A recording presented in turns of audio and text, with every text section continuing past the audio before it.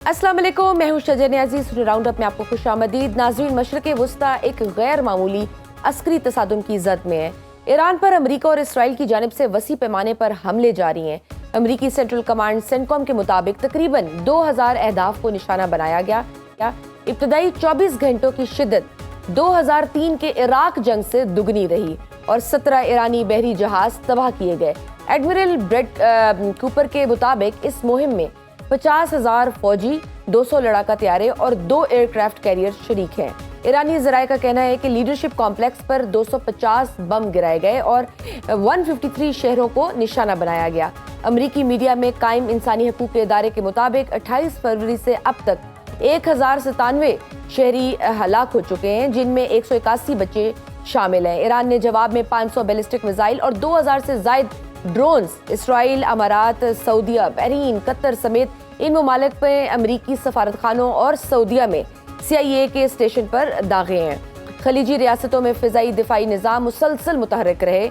Qatar के तर्जुमान माजिदुल अंसारी ने कहा है कि तमाम रेड लाइन्स अबूर हो चुकी हैं और खुद मुख्तारी पर हमले नाकाबिले कबूल हैं। सऊदी अरब ने ऐलान किया है कि वो अपनी सलामती के दिफा के लिए तमाम ज़रूरी इक़दाम करेगा। फाइनेंशियल टाइम्स की एक रिपोर्ट के मुताबिक ईरान ने तकरीबन इतने ही मिसाइल और ड्रोन मुत्तहिदा अरब अमारात पर दागे हैं जितने कि इसराइल पर। यही वजह है कि मुत्तहिदा अरब अमारात अब बैकफुट पर जाता दिखाई देता है। मुत्तहिदा अरब अमारात ने अपनी फ़िज़ाई हदूद ईरान पर हमले के लिए इस्तेमाल ना होने देने का ऐलान किया है। उसकी एक अहम वजह मुख्तलिफ न्यूज़ एजेंसियां बता रही हैं कि डेली मेल की जानिब से इंकशाफ किया गया था कि ईरान के ड्रोन बनाने की लागत $35,000 है, लेकिन उन्हें मार गिराने की कीमत $4 मिलियन है। इस तरह तेहरान अपने हमलों को लंबा जारी रख सकता है, जबकि मगरबी मिसाइल के ज़खायर खत्म होने में चंद हफ्ते बाकी हैं। ईरानी पाज़ारन इनकलाब के जानिब से दावा किया गया है कि दुबई में अमरीकी फौजी इज्तिमा को निशाना बनाया है। हमला उस वक्त किया जब 160 फौजी मौजूद थे। हमले में 40 फौजी हलाक और 70 जख्मी हुए। ताहम अमरीका और मुत्तहिदा अरब अमारात की जानिब से इस पर कोई रद्द-ए-अमल नहीं आया। अलबत्ता अमरीका ने कुवैत में ईरानी हमले में हलाक होने वाले 6 एहलकारों में से 4 की शिनाख्त और तस्वीर जारी कर दी। अमरीकी फौज के मुताबिक 4 फौजी इतवार को पोर्ट शेबा कुवैत में अमरीकी फौजी तनसीब पर ड्रोन हमले में मारे गए थे। अमरीकी फौज का कहना है कि ईरान के खिलाफ जंग में अब तक 6 अमरीकी फौजी हलाक हो चुके हैं, जबकि ईरान का दावा है कि उनके हमलों में अब तक 160 अमरीकी फौजी हलाक हो चुके हैं। दूसरी जानिब खित्ते में अमरीका के सबसे बड़े फौजी अड्डे अल उदैद एयर बेस को कतर में ईरान ने 2 बैलिस्टिक मिसाइल मार के निशाना बनाया। साबिक सेनेटर नेटो कमांडर ने कहा है कि साबिक फौजी की हैसियत से ये बात बिना सोचे समझे नहीं कह रहा। खदशा है कि इस वक्त दुनिया जंग अजीम सोम देख रही है, यानी कि वर्ल्ड वॉर 3। इस सब में पाकिस्तान और अफगानिस्तान का बॉर्डर भी मुसलसल एंगेज है। पाकिस्तान की अफगानिस्तान के अंदर दहशतगर्दों के खिलाफ कार्रवाइयां मुसलसल जारी हैं।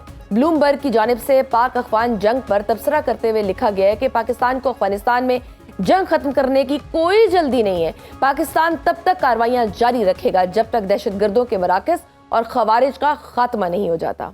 क्या दुनिया में जंगों का आगाज नए इत्तेहादियों और नए पावर सेंटर्स पर इख्तिताम होगा? अगर जंग तवील होती है तो पाकिस्तान की सफारती या अस्करी पोजीशन क्या होगी? इन मौज़ूआत पर बात करेंगे। पहले सेगमेंट में हमें ज्वाइन किया है माहिर मशरिक़ वस्ता अमूर मंसूर जाफिर साहब। आपको वेलकम करती हूँ सुनो राउंड अप में। मंसूर साहब, हम ईरान की जानिब से जो खलीजी रियासतों पर हमले की वजाहत है उसी से शुरू करते हैं। आप क्या समझते हैं, जो अमेरिका ने खलीजी रियासतों में अपने बेसेस और फ़िज़ाई हदूद इस्तेमाल करके ईरान को निशाना बनाया है, क्या ये बाकायदा कोएलिशन वॉरफेयर फ्रेमवर्क है या एडहॉक ऑपरेशनल इंतजाम? क्या खलीजी रियासतों में से किसी की भी इसमें रजामंदी थी कि ईरान पर हमला हो? जी बहुत शुक्रिया जी। यकीनन इन बेसिस की यहाँ मौजूदगी जो है वो इस बात की निशानदेही करती है कि ये इसी दिनों के लिए या इसी लम्हे के लिए ये बेसिस यहाँ पे होस्ट की गई थी और इसकी मेज़बानी की जा रही थी। अगरचे दुनिया को दिखाने के लिए इसका प्रिटेक्स्ट यही था कि ये सिर्फ और सिर्फ इन मुल्कों के ख़िलाफ़ होने वाली जो जारहियत है या कोई हमले हैं उसके हवाले से एक सिक्योरिटी कवर या एक सिक्योरिटी अपरेटस है। लेकिन अब जिस अंदाज से चीज़ें अनफोल्ड हो रही हैं उससे ये लग रहा है कि ये बाकायदा एक कोलेशन ही का कारनामा है, क्योंकि जितने बड़े पैमाने पे इसमें एसेट्स इस्तेमाल हो रहे हैं, रिसोर्सेज इस्तेमाल हो रहे हैं, सिर्फ और सिर्फ ज़मीन और सरफेस इस्तेमाल नहीं हो रही, इसमें पूरे के पूरे रिसोर्सेज, इंटेलिजेंस, हर चीज़ इस्तेमाल हो रही है। यही वजह है कि आप देख रहे हैं कि कितने बड़े पैमाने पे इस वक्त मैसिव डिस्ट्रक्शन जो है वो ईरान में अनलीश की जा रही है और माजी का अगर आप देख लीजिए जीसीसी कंट्रीज का, खास तौर पे मिडिल ईस्ट कंट्री का ईरान के साथ एक हिस्टोरिकल पर्सपेक्टिव में भी अगर आप देखें तो एक तनाज़ा, एक कशीदगी मौजूद रही है। लेकिन लेटली बहुत सारे ऐसे इंसिडेंट हुए हैं कि जिसमें ये जो ट्रस्ट डेफिसिट है ये बाज़ औक़ात बहुत ज़्यादा थ्रेश होल्ड क्रॉस कर गया था। और उसकी आपने बहुत सारी मिसालें भी देखी, चाहे वो यूएई के साथ उनका जो मैरीटाइम का एक तनाज़ा है वो है, या उसके बाद सऊदी अरब के साथ जो उनके मसलकी बुनियादों पे आप एक कशीदगी या तनाव कह सकते हैं। और उसकी बहुत सारी यानी वजूहात और मामला जो हैं वक्तन जो है वो सामने आते रहे हैं कि जिस तरीके से सऊदी अरब के अंदर शहरी और रहनुमाओं को जो है असैसिनेट किया गया या उनके खिलाफ फांसी दी गई, तो उस पर जो ये रद्द अमल और सारी सूरत हाल, तो ये सारी चीज़ें जो हैं बैक बर्नर पे बैकएंड पे चल रही थी। जी। और अब एक उसको थोड़ा सा शोला दिखाया गया है, तो वो एक बहुत बड़ी जंग की शक्ल जो है वो अख्तियार कर गया है। यही वजह है कि इस वक्त कोई लिटअप उसमें दिखाई नहीं दे रहा। कतई नज़र इसके कि बैनुल-अक़वामी तौर पे कुछ कोशिशें हम्म। डिप्लोमेटिकली की जा रही हैं, लेकिन एक उसमें हॉलमार्क पाकिस्तान के हिस्से में आया है कि कम से कम ईरान की तरफ से जो एक सऊदी अरब को टारगेट करने के मामला थे, उस पे पाकिस्तान की जो एक लिहाज से तशवीश थी, being signatory of the defence pact of the Haramain Sharifain, hmm. उसको ऑनर करते हुए ईरान ने इस यकीन दहानी पे कि सऊदी अरब अपनी जो रिसोर्सेज हैं वो ईरान के खिलाफ इस्तेमाल नहीं होने देगा, हम्म। तो इस हवाले से सऊदी अरब को शायद एक इस्तिस्ना मिल जाए इस काम के हवाले से। बिल्कुल उसी तरीके से जिस तरह ईरान ने आपने हुर्मुज़ में बाकी तो बंदिश लगा रखी है, जी जी जी। लेकिन चीन के हवाले से उन्होंने एक इस्तिस्ना कहा है कि हम चीन के टैंकर्स को या चीन को जो तेल की सप्लाई, गैस की सप्लाई है, उसके लिए हम उन्हें अलाउ करेंगे। तो बिल, ये बिल्कुल। जंग के दिनों में जो मामलात जिस तरीके से कर्रो फर के होते हैं, इस वक्त भी आपको वही दिखाई दे रहे हैं कि जिसमें खास तौर पे क्योंकि इस जंग को बगैर किसी होमवर्क के शुरू किया गया, और ख़ास तौर पे अमेरिका के एंड पे कोई एग्जिट स्ट्रेटजी जो है वो उन्होंने नहीं बना रखी है। अब यही वजह है कि उन्हें समझ नहीं आ रही कि जो गोल पोस्ट उन्होंने अपने लिए मुकर्रर किए थे, हम्म। आया वो रिजीम चेंज थी, आया वो मिसाइल टेक्नोलॉजी को ख़त्म करना था या न्यूक्लियर प्रोग्राम को ख़त्म करना था, हम्म। या उनके जो एक रीजनल एजेंडा है उसको कंटेन करना था। तो अमेरिका खुद इस वक्त एक बड़े मखमसे में है, और दाखिली तौर पे जिस तरीके से उनके रिपब्लिकन और डेमोक्रेट आपस में इस वक्त ऑब्वियसली वहां पे इस भी इशू पे दस्तों गिरेबान है कि क्वेश्चंस कर किस रहे हैं। अंदाज से बिल्कुल डोनाल्ड ठीक। ट्रंप साहब ने इतना बड़ी कार्रवाई जो है वो बगैर कांग्रेस, बगैर उनके जो कॉन्स्टिट्यूशनल बॉडीज हैं उसकी अप्रूवल और सपोर्ट के जो है इस जंग में वो कूद पड़े हैं। अब उन्हें खुद समझ नहीं आ रहा कि इसमें से निकलना कैसे है। बिल्कुल सही। आपने जैसे पाकिस्तान के रोल की बात की, कल वजीर ख़ारजा इसहाक डार ने बताया कि सऊदीया पर जब हमला हुआ तो पाकिस्तान ने ईरान को फ़ोन किया और उसे याद दिलाया कि सऊदीया से हमारा दिफाई मुआहिदा भी है, जिस पर उन्होंने कुछ गारंटीज मांगी और वो उनको दिलाई भी गई, जिसके बाद हमलों में नरमी आ गई। आपके ख्याल में मिडिल ईस्ट के अवाम और ऑफिशियल्स इस बयान को कैसे ले रहे हैं और इस हवाले से कैसा सोच रहे हैं? इसमें जी सऊदी अरब में तो इंतहाई जुबिलेशन है। अगर हम्म। आपने अरब मीडिया के ट्विटर और फेसबुक वगैरह को स्कैन किया हो तो हम्म। वहां पे तो ये बाकायदा एक फ्लैश के तौर पे जो है एक खबर, खास तौर पे कि पाकिस्तान ने सऊदी अरब को अपनी रेड लाइन करार दे दिया, और उस हवाले से ईरान को जिस बात पे कायल और माइल किया कि वो अपना जो एग्रेशन है और ख़ास तौर पे अपने जो गुस्सा है वो कम से कम सऊदी अरब की हद तक जो है उस तरफ डायरेक्ट ना करे, दीगर मामलात उसके हैं वो उनके साथ सेटल डाउन करता रहे। लेकिन पाकिस्तान की इस कॉल को ईरान ने भी बड़ापन का मुजाहरा करते हुए ऑनर किया है, क्योंकि आपके इल्म में है कि माजी में जो जंग थी उस दौरान भी पाकिस्तान की डिप्लोमेटिक सपोर्ट, पाकिस्तान का ख़ास तौर पे बड़ा ही पार्लिमानी सतह पे जिस अंदाज से उस पूरे हमले की कंडेमनेशन की गई, और आपने फिर देखा कि उस जेस्चर को कतई नज़र इसके कि पाकिस्तान को माजी में ईरान से कुछ शिकायत भी रही हैं, बिलखुसूस वहाँ की जो चाबहार उनकी पोर्ट है वहाँ पे इंडियन इन्फ्लुएंस, और फिर इसी तरीके से उसी इंडियन इन्फ्लुएंस का मोसाद के साथ नेटवर्क बना के उस वक्त ईरान के अंदर जो है बहुत सारी सेंसिटिव इंस्टॉलेशन और उनकी शख्सियात की मुखबरी करना, जिसके नतीजे में पिछली जंग में भी बड़े पैमाने पे जो ह्यूमन लॉस हुआ, खासतौर पे उनकी जो टॉप लीडरशिप का, उसके बारे में भी जो बाद में तहकीकात की गई तो वो यही इनसाइडर जॉब ही क्रिएट हुआ। जिस तरीके से अभी जो रहबर आला उनकी जो शहादत हुई है वो भी एक इनसाइडर जॉब ही ख्याल किया जा रहा है। तो ये वो चीज़ें हैं, और उस वक्त भी पाकिस्तान के उस एफर्ट को ईरान की पार्लियामेंट में जब जंग खत्म हुई तो तशक्कर के नारों के साथ जो है उसका खैर मकदम किया गया। तो पाकिस्तान और ईरान के ताल्लुकात खासतौर पे बीइंग हमसाया जो है वो इस हवाले से तो इस एतमाद की तो काफी जरूर है बेहतर हो गया। मैं कि कम बिल्कुल से कम पाकिस्तान और ईरान एक दूसरे के जो सेंसिटिव इश्यूज हैं उनकी नज़ाकतों को समझते हुए अपनी फॉरेन पॉलिसी या अपनी जो वार गेम है उसको प्लान करेगा। ठीक। और सर हम ये भी देख रहे हैं कि कतर और सऊदीया की जानिब से हक दिफा रखने के भी बयान आए हैं और कहा गया है कि रेड लाइन अबूर हो गई है। क्या खलीजी रियासतों के पास इतनी इंटीग्रेटेड एयर डिफेंस कैपेबिलिटी है कि वो ईरान पर कोई मुश्तरका हमला कर सकें या बरह रास्त जंग लड़ें? ऐसे किसी भी ऑप्शन पर आपके ख्याल में गौर हो रहा है? देखिए जी, सियासी तौर पे और डिप्लोमेटिकली तो ऐसे ऐसे बयानात आपको ऐसे मौके पे दिखाई देंगे कि हमारी सॉवरेनिटी वायलेट होगी, हमारी टेरिटरी वायलेट होगी और हम हक दिफा रखते हैं। और तो कतर ने भी माजी में, आपको याद होगा, जब 2025 की जंग में इसी तरीके की एक एक्टिविटी कतर के जो अमेरिकन एयरबेस पे ईरान जी की जी। तरफ से हुई थी, तो वहां पे भी ऐसे ही नारे सुने थे कि हम अपना हक दिफा रखते हैं। आप ये जरूर ज़हन में रखिएगा कि जिस मिडल ईस्ट को हम डिस्कस कर रहे हैं, जिस जीसीसी रीजन को हम डिस्कस कर रहे हैं, उनके यहाँ जो भी इस वक्त आपको रेल पेल नजर आती है, वो किसी जंग के लिए तैयार नहीं की गई। वो खित्ते की डेवलपमेंट के लिए, अपने आवाम की बेहतरी के लिए, और बिलखसूस जो तेल की जो दौलत है इस वक्त उनके पास इस पूरे रीजन के अंदर, उसके हवाले से जो मुतबादल जराए हैं इस वक्त, तो उसकी तरफ उनकी मूवमेंट है। आपको याद होगा कि सऊदी अरब की जो 2030 विजन है, वो बियॉन्ड जो तेल रिसोर्सेज हैं उनको इस वक्त एक्सप्लोर कर रहे हैं। तो वो नहीं चाहते कि इस वक्त उनकी इस नौयत की जितनी भी लॉन्ग टर्म या शॉर्ट टर्म प्लानिंग्स हैं खत्ते की डेवलपमेंट के हवाले से अपने आवाम की बेहतरी के लिए, वो इस वक्त किसी जंग की नज़र हो जाए। तो लिहाजा इसमें कोई शक नहीं कि उनके यहाँ गुस्सा नाराज़ी ज़रूर पाई जाती है, लेकिन मैं नहीं समझता कि इस वक्त, लेकिन ये सिर्फ एक बयानात की हद अमूमन तक है। यकीनन रिसोर्सेज भी उनके पास बहुत होंगे, लेकिन वो नहीं चाहेंगे कि अपने ये रिसोर्सेज इस वक्त वो एक ऐसी लायानी जंग के अंदर झोंक दें कि जिसका सर और पैर खुद उस जंग को शुरू करने वालों को मालूम नहीं है। तो ये बेगानी शादी में अब्दुल्ला दीवाने वाली बात होगी।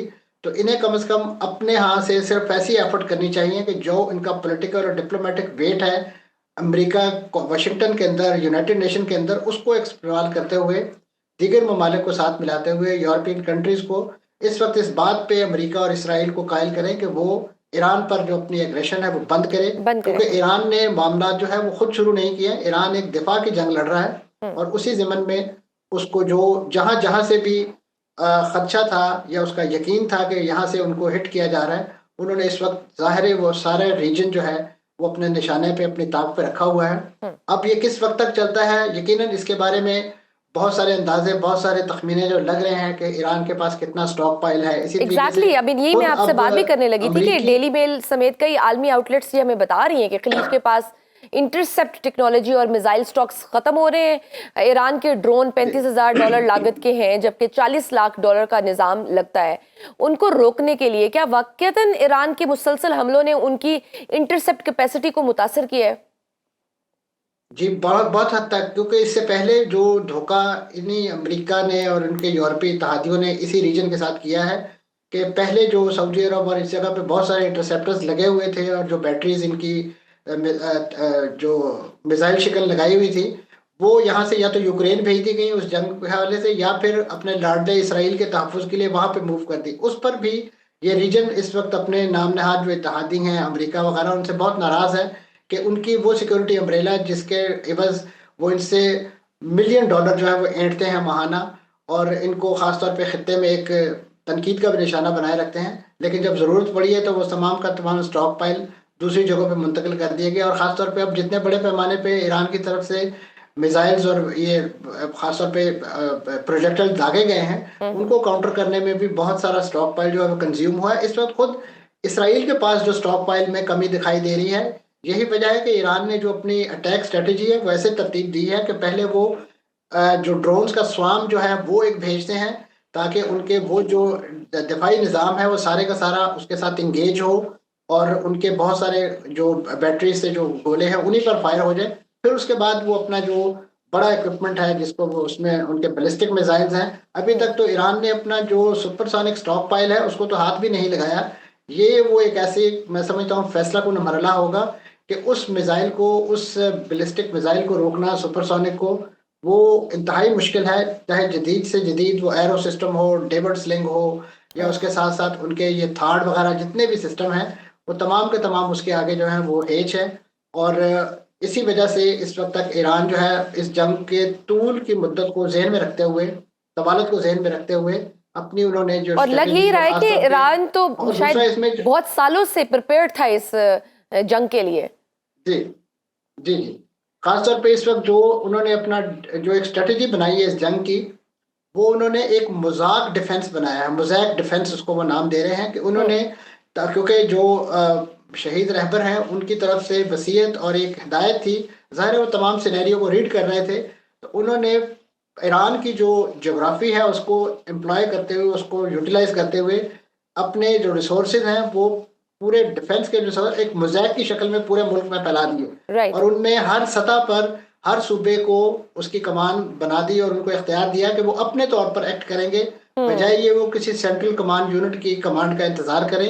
यही वजह है कि आपने देखा कि ईरान के तमाम इलाके जो हैं, जहाँ जहाँ पे उनके इस नौइयत के, चाहे वो बैटरीज हैं चाहे वो लॉन्चर्स हैं, वो जब मिसाइल दागते हैं तो ईरान के अमेरिका और इसराइल के लिए संभलना मुश्किल हो जाता है कि ये किस किस जगह से आ रहे हैं, हम कहाँ कहाँ अटैक करें। इसी वजह से अंधाधुंध जो बमबारी है, जो गोलाबारी है, वो ईरान पर तकरीबन उसके 31 जो सूबे हैं उस पर बिला तखसीस जो है बिल्कुल वो की जा रही है। उसमें अगरचे स्कूल और खास मेहरबानी जो बिल्कुल है उसमें तेहरान स्कूल पर और इस वक्त हॉस्पिटल्स की भी गई हैं है, या सर। उनके वो दीनी मराकज। बिल्कुल ठीक। नाज़रीन, वक्त तो छोटी सी ब्रेक का, देखते रहिए Suno round. Welcome back to Suno round up. Sir, दिहाइयों से खलीज की सिक्योरिटी अमेरिकी छतरी के नीचे थी, अगर अब वो खुद निशाना बन रहे हैं तो क्या वो ऑल्टरनेटिव सिक्योरिटी गारंटर्स जैसे चीन, रूस या फिर इलाकाई दिफाई मुआहिदों की तरफ जाएंगे जैसे सऊदी और पाकिस्तान के दिफाई मुआहिदा हुआ?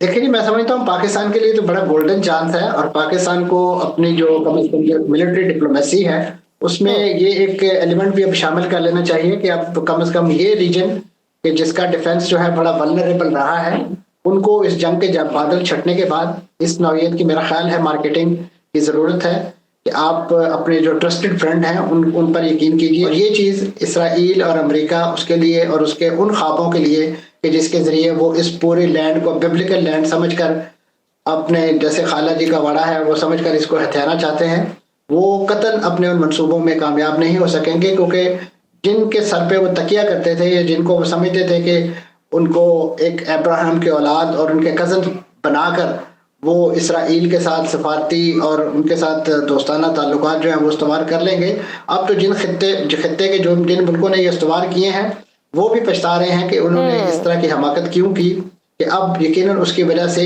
वो ज्यादा जुल्म सितम का शिकार हैं, ज्यादती का शिकार हैं, खासतौर पे ईरान के रद्द-ए-अमल का शिकार हैं। यानी हम कह सकते हैं कि चीन और रूस टेक्नोलॉजी, हथियार और इंटेलिजेंस फराहम करने के हवाले से बाकायदा इस जंग का हिस्सा है और ईरान की मुकम्मल सपोर्ट कर रहा है। इसमें कोई शक नहीं। इससे पहले भी आपके इल्म में होगा कि जो उनके खासतौर पे जो कार्गो प्लेन्स थे वो ईरान के मुख्तलिफ एयरपोर्ट्स पर उतरते रहे हैं और वहाँ पे जो अगरचे उसके बारे में कोई ठोस शवाहिद तो नहीं है कि किस नौइयत की टेक्नोलॉजी या किस नौइयत का इक्विपमेंट जो आया है, लेकिन इसके साथ साथ रूस ने भी अपना जो S-300 मिसाइल शिकन प्रोग्राम था वो ईरान के डिस्पोजल में रखा हुआ है। अब लेटली इस नौइयत की इतलात भी थी कि वो अपना इससे एडवांस प्रोग्राम S-400 जिसको बड़े पैमाने पे पाकिस्तान की फोर्सेस ने उस वक्त इंडिया के अंदर निशाना बनाया और उनकी S-400 की बड़ी इंतहाई महंगी बैटरीज जो है वो उड़ा दी थी, तो ये इतलात भी हैं। और उसके साथ साथ जो चीन की तरफ से एक इंटेलिजेंस सपोर्ट जो है, जो खासतौर पे जो सैटेलाइट रियल टाइम इमेजरी से हैं या उसके साथ साथ लिंक्स हैं, वो एक इस जंग की प्लानिंग के हवाले से और बिलखुसूस जो टारगेट को लॉक करने के लिए जिस तरीके से पाकिस्तान को उस मई की जंग में मदद मिली थी सारी टेक्नोलॉजी से, तो अब यकीनन ईरान भी उसका एक बेनिफिशरी है और उनके आपस में जिस नौइयत के ताल्लुकात हैं और बिलखुसूस जिस तरीके से ईरान से वो तेल खरीदते हैं, और अब भी जो मैंने पहले भी जिक्र किया कि एक इस्तिस्ना पैदा किया है कि आपने हुर्मुज में से चीन को जाने वाला तेल जो है और गैस जो है उसके लिए एक्सेस दी जाएगी, इजाज़त दी जाएगी, बाकियों के लिए अभी तक कोई ग्रीन सिग्नल ऐसा नजर नहीं आ रहा। ठीक है। अच्छा मंसूर साहब, अमेरिका और इसराइल का रजीम चेंज का प्रोग्राम तो खैर मुकम्मल फ्लॉप हो गया, जितने वो शॉट थे वो मिस कैलकुलेट कर गए क्योंकि अली खामनाई साहब को शहीद करने के बावजूद भी ईरान उसी तरह अपने निज़ाम में खड़ा है, बल्कि जो जहां कहीं अपोजिशन थी वो भी शायद अब खत्म हो गई और अब कहा जा रहा है कि खामनाई साहब का बेटा मुश्तबा खामनाई इस वक्त नए सुप्रीम लीडर की रेस में सबसे मजबूत है। आप वहां के अवाम की सपोर्ट मौजूदा ईरानी रजीम के लिए कैसे देख रहे हैं? क्या वो मजीद मजबूत हुई है या उसमें अभी भी अभाम आया है? देखिए, ये हमारे रीजन की एक ओवरऑल मेंटालिटी और खासतौर पे थोड़ा सा दीन इस्लाम को फॉलो करने वाले तो वो सदमे की हालत में जो है बहुत सारे अपने ग्रीवेंसेस जो है वो भूल जाते हैं और इसी वजह से एक सिंपैथी वेव जो डेवलप होती है इसका बड़ी हद तक आपको सियासी मैदान में भी फायदा मिलता है। आपके यहाँ इल्म में होगा कि जैसे पाकिस्तान में एक हादसा हुआ था, बेनजीर साहबा जब शहीद हुई थी, तो उस वक्त एक सिंपैथी वेव के तौर पे उन्हें बहुत ज्यादा पॉलिटिकल इमोशनल सेंटीमेंट मिल गया था अपने दीगर जो मुकाबले के लोग थे। तो ये एक अमूमी मिजाज है लोगों का कि वो एक सिंपैथी वेव डेवलप होती है। तो इसमें कोई शक नहीं कि ईरान के अवाम जो है वो मौजूदा हुकूमत से उनकी बाज़ पॉलिसियों और बाज़ खासतौर पे अपनी जो जेन्युइन मसाइल हैं उसकी वजह से परेशान भी थे। इसी वजह से आपने नोट किया कि उनकी जो अमूमी तौर पे जो बाजार, जो ट्रेड मार्केट हुकूमत के साथ चलती थी, वो भी पिछले दिनों होने वाले जो मुजाहरे थे उसमें बड़ा एक्टिवली उन्होंने पार्टिसिपेट किया, अपना गम और गुस्से का इजहार किया, और उसके बाद तलबा ने भी अपना जो एहतजाज है इस ज़मीन में रिकॉर्ड करवाया।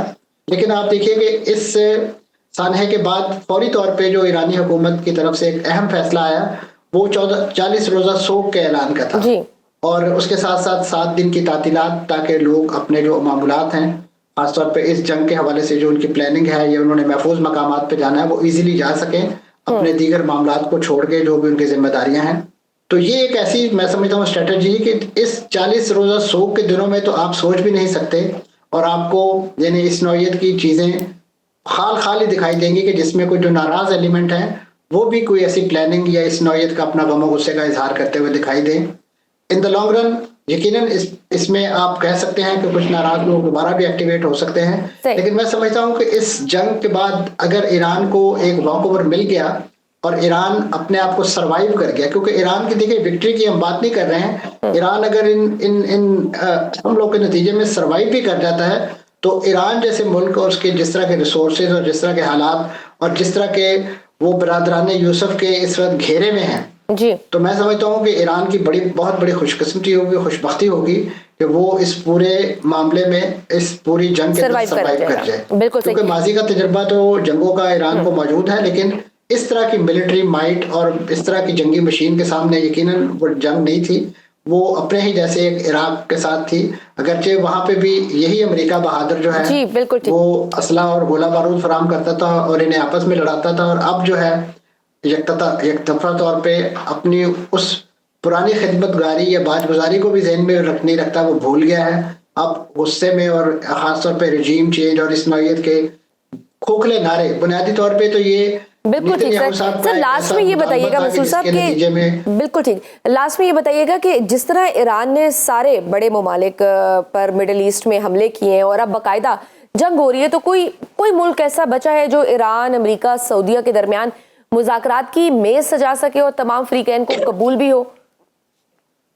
जी, एक तो आपने आपका मुल्क पाकिस्तान हासिल है जिसने अभी अपना बड़ा एक सॉफ्ट कॉर्नर ईरान में पैदा किया है, और दूसरा तुर्की एक ऐसा मुल्क है कि जो मैं समझता हूँ कि इस यदि अगर आप लोगों ने वो पाकिस्तान स्टडीज में एक RCD शाहराह का जिक्र सुना हो, तो वो यही रूट है बेसिकली जो पाकिस्तान, तुर्की और ईरान जो है, तो उससे मैं समझता हूँ कनेक्शन को भी इस्तेमाल किया जा सकता है। और इस वक्त तुर्की बहुत हद तक एक्टिव भी है, और वो अपने उन यूरोपीय इत्तेहादियों के साथ और खासतौर पे being part of the Europe जो है वो उस तरफ भी एक इनरोड रखता है। यही वजह है कि आपने देखा लेटली चीन और रूस के दरमियान, खासतौर पे चीन और फ्रांस के दरमियान इस मामले पे जो मुज़ाकरात हुए हैं, और जिस अंदाज से इस जंग की हिद्दत और शिद्दत को कम करने के लिए उन्होंने अपनी एफर्ट्स की बात की है। असल में यहाँ पे हमें इस्तेमार जैसे बहसियत कुल, यानी माजी में बरतानिया ने एक बड़ी गैरत दिखाई थी कि जी हम अपने अड्डे इस्तेमाल नहीं होने देंगे, लेकिन बाद में उन्हें डोनाल्ड ट्रंप साहब की नाराजगी से इस कदर डर लगा कि उन्होंने कहा कि हम दिफाई मकासद के लिए वो अपने अड्डे पेश कर देते हैं, क्योंकि इस वक्त ईरान के जो हम मिसाइल की रेंज है वो इस हद तक बढ़ गई थी कि उनके वो जितने भी तैयारा बरदार बहरी बेड़े वो लेकर आए हुए थे उन्हें वो पीछे हटाना पड़े। बिल्कुल सही, बहुत शुक्रिया। माहिर अमूर मशरिक वस्ता मंसूर जाफिर साहब मौजूद थे और बता रहे थे कि तुर्की और पाकिस्तान दो मुल्क हैं जो कि ये रोल अदा कर सकते हैं। गुफ्तगू आपने सुनी, लेते एक छोटी सी ब्रेक, देखते रहिए Suno round up. Welcome back to Suno round up. नाज़रीन, प्रोग्राम के इस हिस्से में हमारे साथ मौजूद हैं सरबराह तहरीक नौजवान पाकिस्तान और दफाई तज्ज़ियाकार अब्दुल्ला हमीद गुल साहब। आपको वेलकम करती हूँ सुनो राउंड अप में। अब्दुल्ला साहब, जिस तरह से मिडिल ईस्ट पर ईरान के हमले जारी हैं और साथ ही इसराइल पर बमबारी की जा रही है, क्या ये जंग आइंदा चंद दिनों में आपको थमती नजर आ रही है या इसमें मजीद प्लेयर्स बराह रास्त दाखिल होने जा रहे हैं? बिस्मिल्लाहिर्रहमानिर्रहीम, बहुत बहुत शुक्रिया। देखें, फिलहाल तो एक प्लेयर का इजाफा हो रहा है क्योंकि कब्रस पे जब हमला किया गया साइप्रस के ऊपर, तो उस उसका रीजन भी यह है कि ज्यादातर हम ये देखते हैं कि जब भी पहले भी 12 रोजा जंग के अंदर ग्रीस जाके छुप गया नेतन्याहू, और यही वजह है कि कब्रस के ऊपर हमले किए गए। अभी इसके बाद सदर मैक्रोन ने जहां खलीजी ममालिक के साथ हमदर्दी की और ईरान के हवाले से भी एक मस्बत पैगाम दिया, लेकिन इसके साथ ही साथ उन्होंने कहा कि हम अपने बहरी बेड़ा रवाना कर रहे हैं। ये एक और प्लेयर का इजाफा देखने में आया है। अब जो सूरत हाल है उसके अंदर, चाहे वो डिप्लोमेटिक फ्रंट के ऊपर हो या पॉलिटिकल फ्रंट हो या वो वॉर फ्रंट के ऊपर हो, तमाम का तमाम इनिशिएटिव जो जंग का है वो हाथ में आ गया है ईरान के। आप देख लीजिए कि ईरान इस टाइम पे न्यूज मेकर है और बाकी लोग फायर फाइटिंग का किरदार अदा कर रहे हैं, बाकी उसको फॉलो कर रहे हैं, यानी कि जवाब दे रहे हैं। हमला ईरान करता है और उसके बाद अमेरिका को उसका जवाब देना पड़ता है। अमेरिका इस टाइम पे सिफारती सतह पे तनहा होता जा रहा है, जिसकी आपने मिसाल देख ली कि किस तरीके से स्पेन ने उनसे अलहदगी इख्तियार की और फिर उन्होंने जी। बढ़कर ये कहा कि हम उससे मुआशी कता ताल्लुकी करते हैं, और साथ ही साथ धमकी भी दी कि हम तुम्हारी एयर स्पेस इस्तेमाल करेंगे, चाहे जो मर्जी हो जाए, जो करना है कर लो हमारा। दूसरे लफ्जों में नेटो उनसे किनारा कर चुका है, यूएन कहीं नजर नहीं आ रहा, और यूरोपियन यूनियन ने कोई उनको हाथ नहीं पकड़ाया, जिससे लग रहा यह है कि डोनाल्ड ट्रंप ना सिर्फ सिफारती सतह पर सिर्फ और सिर्फ इजराइल को प्यारे हो चुके हैं, बल्कि ये भी हो रहा है कि इस टाइम पे जो अंदरून अमेरिका सूरत हाल है वो उनके मुखालफत में जा रही जी। है। एक तरफ ऑपोजिशन उनके एक करारदाद ला रही है जंग बंदी की,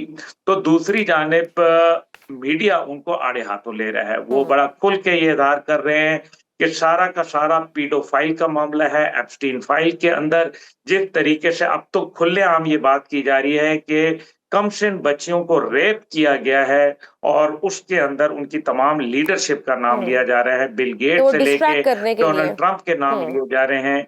ये तमाम बातें जो है अब मीडिया की जीनत बन चुकी हैं। दूसरी जानिब साथ ही साथ अमेरिकन ये कह रहे हैं कि जी हमारे पास कोई असले की कमी नहीं है। दूसरी जानिब सदर ट्रंप अपनी वॉर इंडस्ट्री को ये कह रहे हैं कि फौरी तौर पर हंगामी बुनियादों पर मजीद असला बनाया जाए। अगर उनके पास ज़खायर हैं तो उनको मजीद असला बनाने की क्या जरूरत पेश आ गई है। एक तरफ डोनाल्ड ट्रंप कह रहे थे कि मैं अपने बहरी बेड़े ला रहा हूं और ये मौत का परवाना है, और आज जिस तेजी से वो बहरी बेड़े आए थे उसी तेजी से अब्राहम लिंकन वापस जाता हुआ नजर आ रहा है। और अनकंफर्म न्यूज ये है कि उसके ऊपर जो आग लग गई थी उससे बहरी बेड़े का जो मेटल है वो क्रैक होना शुरू हुआ है, जिसकी वजह से उसको वापस ले जाया गया है। बिल्कुल सही। अब क्योंकि तो ये सर फिर अनकंफर्म न्यूज है और बहरी बेड़ा वापस ले जाना। तीसरी जानिब डोनाल्ड ट्रंप ये कह रहे हैं कि हमने आबनाए हुर्मुज के अंदर तमाम ईरानी नेवी को खत्म कर दिया है, लेकिन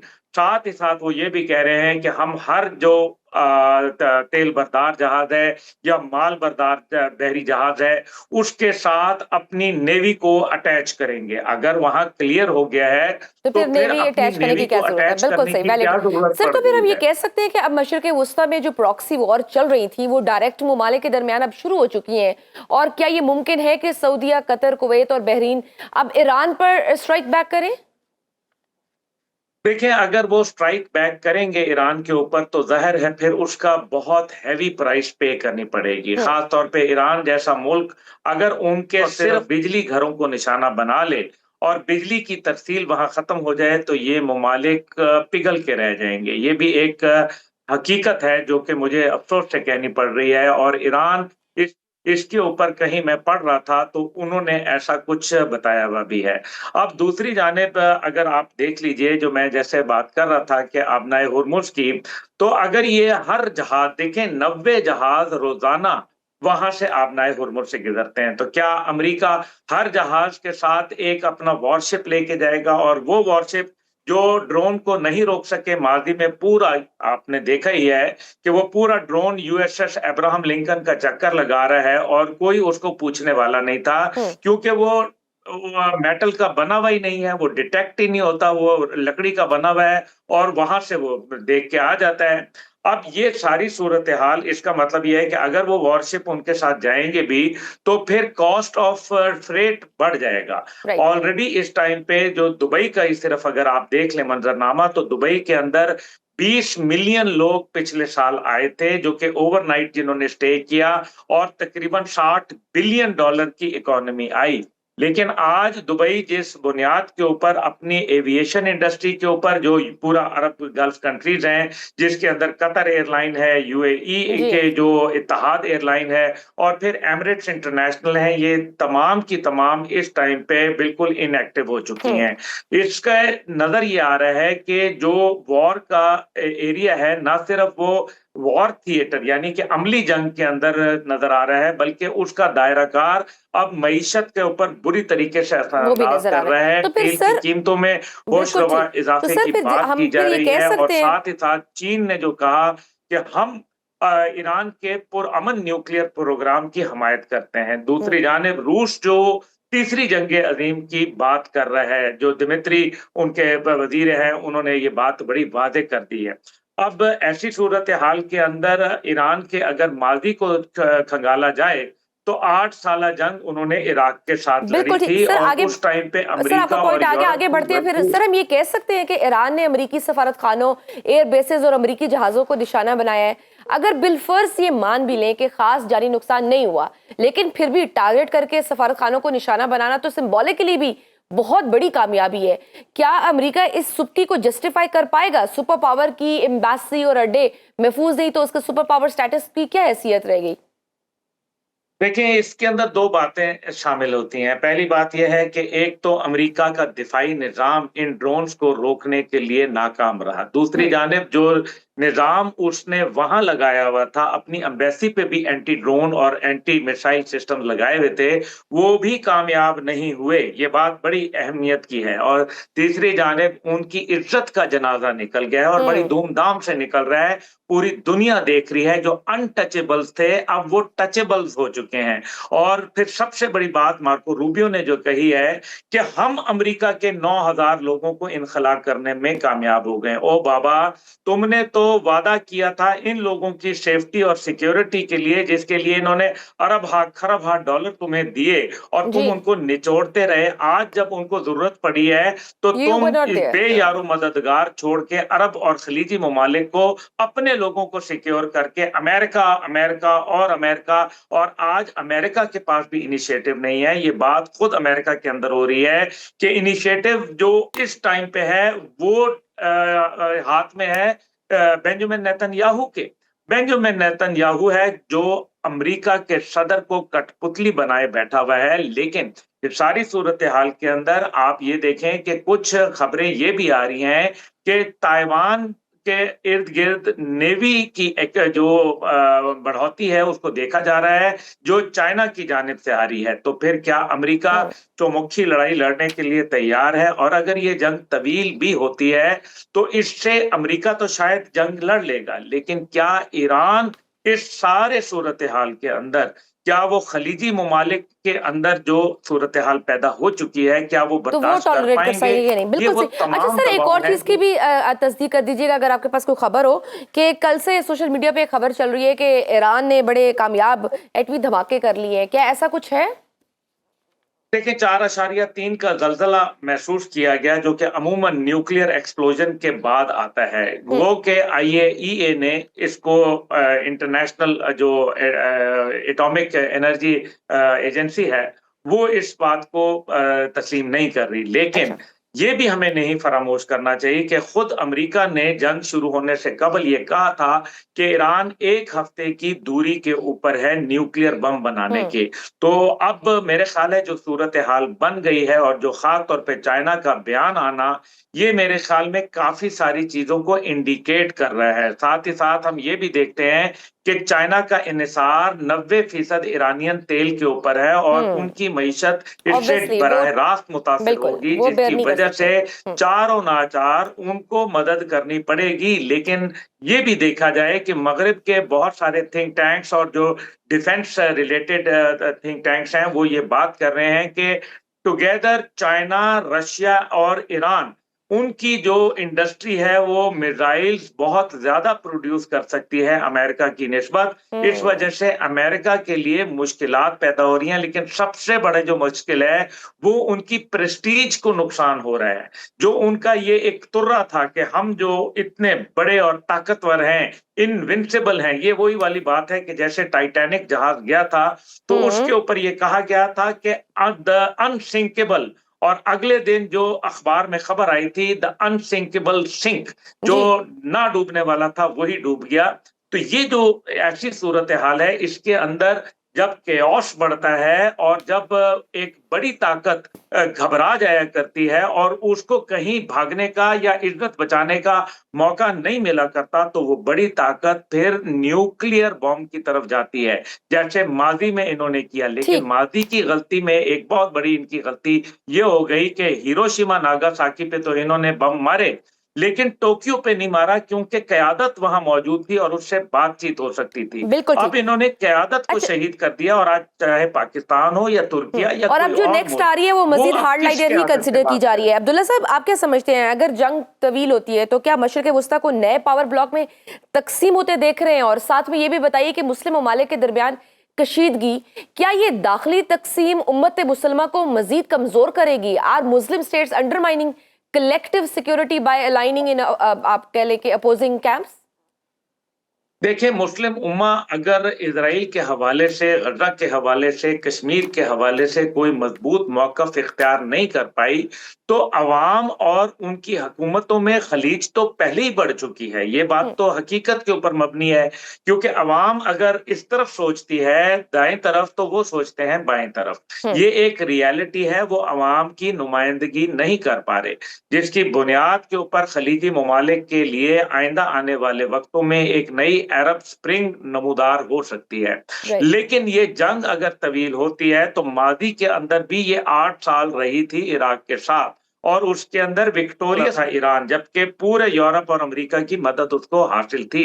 ऐसी सारी सूरत हाल के अंदर अगर हम थोड़ा सा और पीछे चले जाएं तो हमें नजर आता है कि कैसे 1960 की दिहाई में जब अमेरिका ने वियतनाम जंग के अंदर लाओस को शामिल किया, तो 9 साल 73 से बमबारी की और 5,80,000 शॉटीज हर 8 मिनट के बाद B-52 तैयारा जो था वो बमों को लेके जाया करता था और लाओस के ऊपर फेंकता था, जिससे 20,000 लोग जो हलाक हो गए थे। लेकिन उसके बावजूद अगर आप विकिपीडिया पर जाएं तो आप वो जब नंबर्स देखते हैं तो रिजल्ट ऑफ द वॉर लिखा आता है अमेरिकन फेलियर। ये आप देखें कि इतना गोला और अभी भी ऐसा ही प्रेडिक्शन आ रही है। बिल्कुल मेरी बात अगर मुकम्मल कर दूं, पूरी दूसरी जंग अजीम में जो गोला बारूद नहीं इस्तेमाल हुआ था वो लाओस के ऊपर इस्तेमाल हुआ, तो नतीजा ये फेलियर के अंदर निकला। बिल्कुल ठीक, बहुत शुक्रिया तफाई तंजील हबीब गुल साहब हमारे साथ मौजूद थे। नाज़रीन, गुफ्तगू आपने सुनी। आज के प्रोग्राम में बस इतना ही, इजाजत दीजिए, अल्लाह हाफ़िज़।